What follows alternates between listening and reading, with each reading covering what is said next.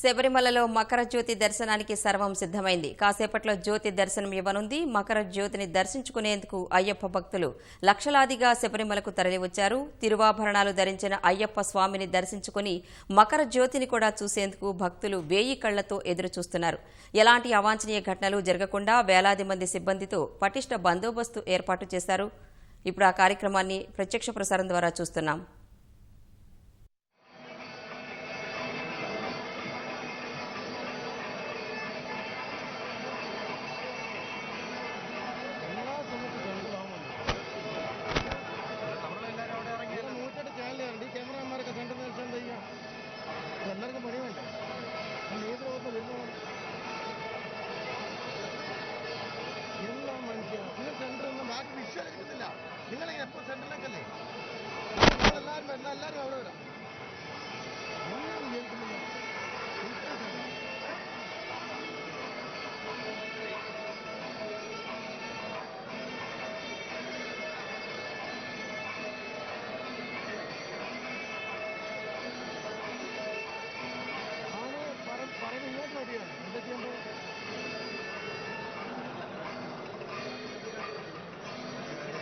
തീർച്ചയായും തിരുവാഭരണ പേടകത്തിന്റെ വരവ്, അതിന്റെ ദർശനം,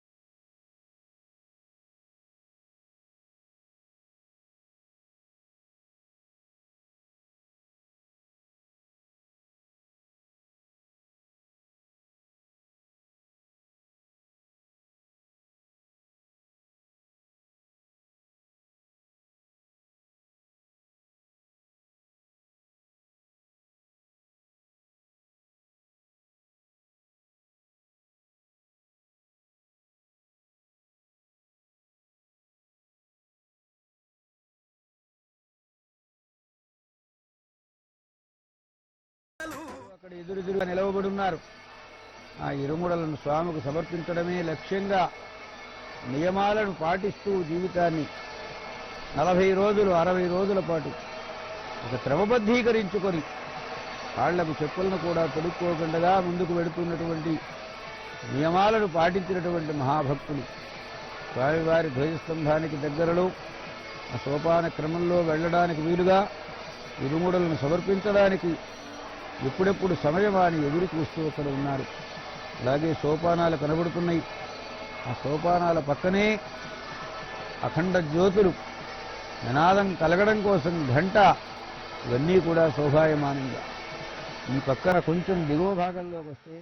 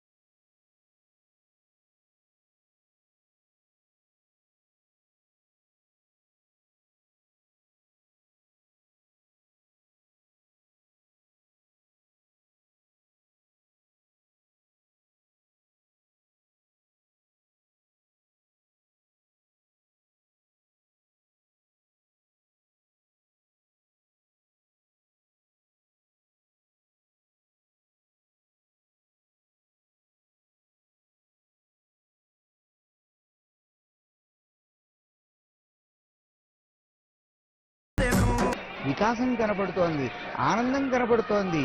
ఈ క్షణాలు జీవితంలో రోజు అమృత ఘడియలు అని కొన్ని ఉంటాయి. ఇవి అసలైన అమృత ఘడియలంటే ఇవి.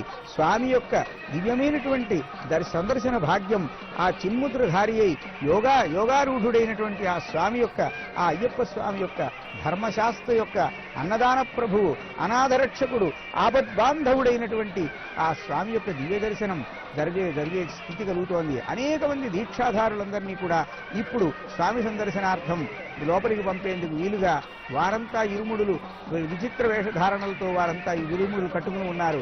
వారికి ఒక ప్రత్యేకమైనటువంటి ఏర్పాటు జరిగినట్టుగా ఉంది. వారందరూ కూడా ఎప్పుడెప్పుడు స్వామి సందర్శనానికి మనకు అనుమతి లభిస్తుందా అని వారందరూ కూడా ఎదురు చూస్తున్నారు. అదిగో పొన్నాంబలమేడు మనం చూస్తూ ఉన్నాం. ఆ స్వామి మకరజ్యోతి స్వరూపుడై మనకి దర్శనమిచ్చేటువంటి పొన్నాంబలమేడు ప్రాంతం కూడా చూశాం మనం. ఆ తరువాత ఒక స్త్రీమూర్తిని వారు, అమ్మా మీరు ఆదోవన రావాలి అని ఏదో వారు దోవ చూపడం జరుగుతూ ఉన్నది. ఆ మంత్రి గారు మొదలైనటువంటి వారంతా ఎదురు చూస్తూ ఉన్నారు. అనేక మంది దీక్షాధారులై అనేక రకములైనటువంటి ఆ దీక్షా వస్త్రములను, తలపాగాలను ధరించి ఉన్నారు. ఒక తల్లి, ఒక వృద్ధ స్త్రీ, ఆమె కూడా దీక్షాధారిణి అయి ఆమె కూడా దర్శనార్థం వచ్చినట్టుగా ఉంది. ఆమెకు ప్రత్యేకంగా ఒక మార్గం, పెద్ద వృద్ధురాలు కావడంతో ఒక పెద్ద ఆ వ్యక్తికి కావలసిన విధంగా అక్కడ మార్గాన్ని ఏర్పాటు చేశారు. అదిగో వారందరూ కూడా ఎంతో భక్తి శ్రద్ధలతో ఆ మంత్రి గారు, ఆ కలెక్టర్ గారు మొదలైనటువంటి వారంతా కూడా ఆ స్వామి సన్నిధిలో అందరూ కూడా భక్తితో అవనతులై ఉన్నారు. చూడండి ఎంత ఆ స్వామి యొక్క కరుణకి పాత్రులు కావడం చేతనే అధికారం సంప్రాప్తించి ఉంటుంది. ఆ అధికారం చేతనే వారు ఆ స్వామి యొక్క దగ్గరికి వచ్చి ఉంటారు. అందువల్ల ఆ స్వామి యొక్క దయ దేనికైనా సరే ఈ జీవితంలో, మానవ జీవితంలో ఒక అధికారం కావచ్చు, ఆ అధికారంతో వచ్చేటువంటి ఒక విశేషమైనటువంటి సౌభాగ్యం అంటే ఆ స్వామి యొక్క సందర్శనం వంటి సౌభాగ్యం కావచ్చు. ఇవన్నీ స్వామి అనుగ్రహమే, అంతకన్నా మరేముంది. ఒక పక్కన పొన్నాంబలమేడును మనం చూస్తూ ఉన్నాం.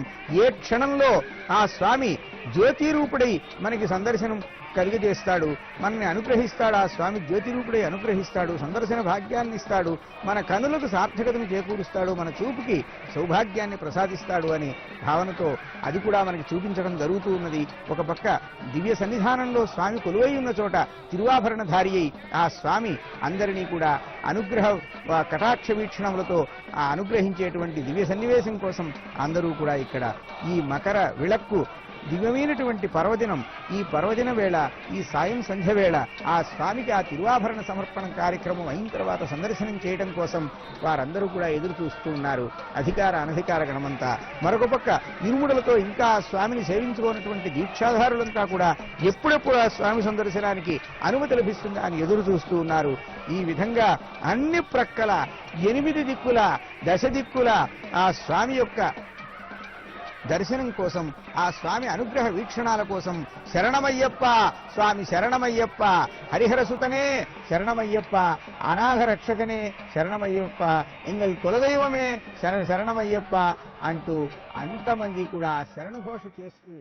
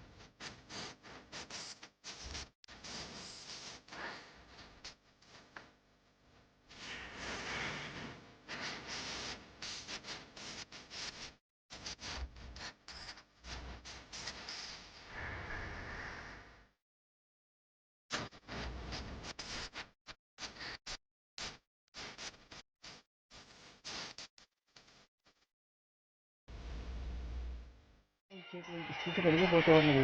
ఈ విధంగా ఈ క్షణాల్లో ఈ మకర సంక్రమణ పుణ్యకాలంలో ఇది సందర్శించడం అనే భాగ్యం మాన్యమైన భాగ్యం కాదు. మనందరికీ సందర్శించే భాగ్యం కలిగినా కలగకపోయినా ఈ విషయాన్ని ఈ క్షణంలో ఆ స్వామిని మనస్సులో నిలుపుకొని, స్వామి తిరువాభరణధారి అయ్యప్ప అనాథరక్షక హరిహరసుత ధర్మశాస్త్ర అని మనం ఆ స్వామిని వేడుకుంటే మనకి తప్పకుండా సిద్ధించినట్టే. అదిగో జ్యోతి స్వరూపం కనపడుతూ ఉన్నది. ఆ పొన్నాంబలమేడు దగ్గర జ్యోతి రూపంగా మనకేదో ఒక లీలగా కనపడుతూ ఉన్నది. శరణమయ్యప్ప స్వామి, శరణమయ్యప్ప అయ్యప్ప స్వామియే శరణమయ్యప్ప అని అందరూ కూడా శరణఘోష చేస్తూ ఉన్నటువంటి ఆ సందర్భంలో ఆ పొన్నాంబలమేడు ప్రాంతంలో ఆ అయ్యప్ప మకరజ్యోతి స్వరూపంగా ఈ మకర విళక్కు పర్వదినంలో ఆయన జ్యోతి రూపంగా మనకు సాక్షాత్కరించేటువంటి సన్నివేశం త్వరలో కలుగబోతూ ఉందన్నట్టుగా కొన్ని జ్యోతులు మనకి కనబడుతూ ఉన్నాయి. ఆ మకర జ్యోతి ఇప్పుడు కొద్ది క్షణాలలో మనకి కనబడేందుకు అవకాశం కలగబోతూ ఉన్నట్టుగా అనేక మంది ప్రచార ప్రసార మాధ్యమాల వారందరూ కూడా సమర్థులు కావడం, భక్తులంతా కూడా ఎంతో ఆవేశంతో చూడడం, అందరూ కూడా ఉద్వేగంగా చూడడం, కానీ జ్యోతిస్వరూప అయ్యప్ప ధర్మశాస్త్ర శరణాగత రక్షక అదిగో దివ్యజ్యోతి మకరజ్యోతి కనబడుతూ ఉన్నది. ఆ మకరజ్యోతి దర్శనం మనకు లభిస్తూ ఉన్నది. ఆశ్చర్యంగా, ఆనందంగా, అద్భుతంగా ఆ పరమేశ్వరుడి యొక్క దివ్య స్వరూపం జ్యోతి రూపంగా మనకి లభిస్తూ ఉన్నది.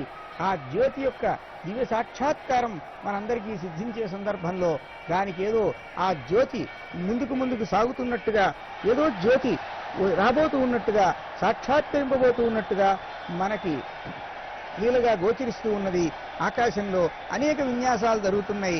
ఇవన్నీ యంత్రాలు, మనకి కొన్ని యంత్రముల యొక్క ఆ ఫోకస్ వల్ల జరిగేటువంటి విన్యాసములైనా కావచ్చు, ఏవైనా ప్రతిబింబాలు కావచ్చు. ఇంకా ఆ దివ్యజ్యోతి స్వరూపం స్పష్టంగా మనకి లభించలేదు. లభించేటువంటి సన్నివేశం మనం పొందబోతూ ఉన్నాం.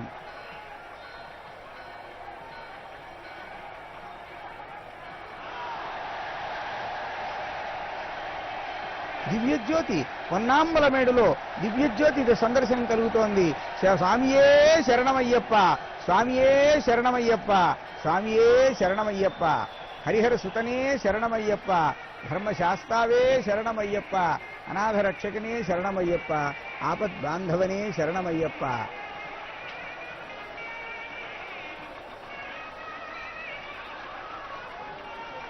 ఈ విధంగా మనమందరం కూడా ఈ మకర విళక్కు, ఈ మకర సంక్రమణ పుణ్యకాలంలో పొన్నాంబలమేడు శిఖర ప్రాంతంలో స్వామి అయ్యప్ప యొక్క దివ్య మకర జ్యోతి స్వరూపాన్ని సందర్శించుకునేటువంటి మహాసన్నివేశం, అద్భుతమైన సన్నివేశం, దివ్య సందర్శన భాగ్యాన్ని పొందాం.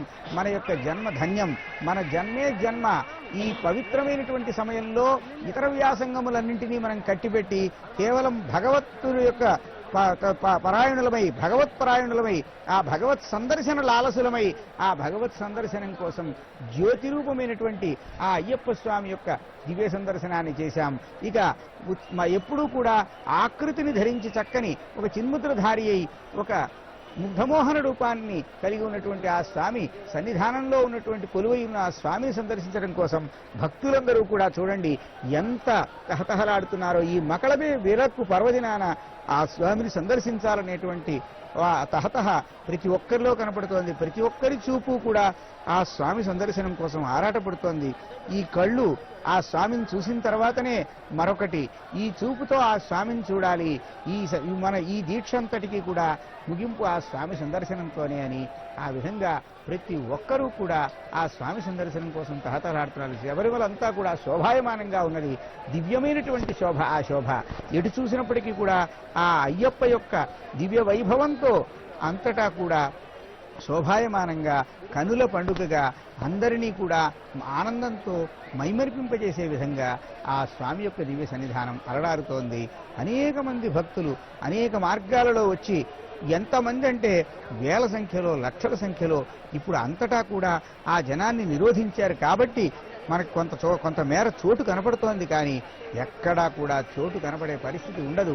లక్షల్లో, కోట్ల సంఖ్యలో ఆ స్వామిని సందర్శించుకునేటువంటి వారు ప్రతి సంవత్సరం ఏటా పెరుగుతూనే ఉన్నారు.